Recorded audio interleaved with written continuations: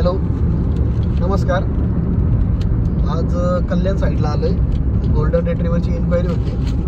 जवळजवळ 7 वाजले.